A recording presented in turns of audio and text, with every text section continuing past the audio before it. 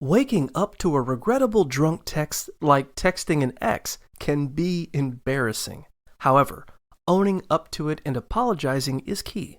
Once you've sobered up, apologize sincerely. You can even make light of the situation if the text was harmless. If you feel embarrassed, admit it, apologize, and do your best to move on. Depending on the text, a white lie might sometimes be necessary in order to save face. If the text was a mistake, offer an apology and do your best to clarify what happened. Be realistic with yourself if this was a sign that you want to reconnect with the person. If you don't want further contact, apologize and let them know. Consider an in-person apology for more serious situations.